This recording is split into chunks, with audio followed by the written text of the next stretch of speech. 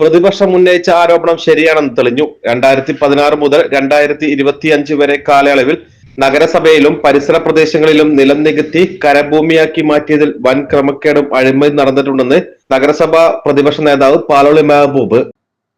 നഗരസഭയിലെ ഉടമസ്ഥയിലുള്ള ഭൂമി കയ്യേറ്റവുമായി ബന്ധപ്പെട്ട് പ്രതിപക്ഷം ഉന്നയിച്ച ആരോപണം തെളിയിക്കുന്നതായിട്ടുള്ള റിപ്പോർട്ടാണ് കഴിഞ്ഞ ദിവസം താലൂക്ക് സർവേ ഓഫീസർ നടത്തിയിട്ടുള്ള പരിശോധനയിൽ നിന്ന് മനസ്സിലാക്കുന്നത്. നിലമ്പൂർ നഗരസഭയുടെ വിവിധ ഭാഗങ്ങളിൽ ഇത്തരത്തിലുള്ള അനധികൃതമായിട്ടുള്ള ഇടപാടുകൾ നടക്കുന്നുണ്ട്. കഴിഞ്ഞ 2016 മുതൽ 2025 വരെ കാലയളവിൽ നിലമ്പൂർ നഗരസഭയുടെ ഈ പറയുന്ന ജ്യോതിപ്പടി, അതുപോലെ തന്നെ ബൈപ്പാസ് റോഡിന്റെ ഭാഗം, കീർത്തിപ്പടി, മിനർവപ്പടി, ജനതപ്പടി, അതുപോലെ തന്നെ വല്ലപ്പുഴ തുടങ്ങി വിവിധ സ്ഥലങ്ങളിൽ നിലമായി കടന്നിരുന്ന ഭൂമി കരഭൂമിയാക്കി ക്രമവൽക്കരിക്കുന്നതുമായി ബന്ധപ്പെട്ട് നഗരസഭയുടെ ഒത്താശയോടുകൂടി നഗരസഭയിലെ ഉത്തരവാദിത്തപ്പെട്ട സ്റ്റാൻഡിംഗ് കമ്മിറ്റി ചെയർമാൻമാർ ഉൾപ്പെടെ പങ്കാളിത്തം വഹിച്ചുകൊണ്ട് ഉദ്യോഗസ്ഥന്മാരുടെ ഒരു കോക്കസ് തന്നെ പ്രവർത്തിക്കുന്നുണ്ട്.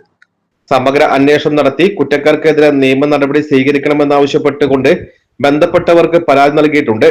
ജ്യോതിപ്പടിയിൽ നഗരസഭയുടെ ഉടമസ്ഥതയിലുള്ള സ്ഥലം കയ്യേറിയതായി താലൂക്ക് സർവേയർ നടത്തിയ പരിശോധനയിൽ തെളിഞ്ഞിരിക്കുകയാണ്.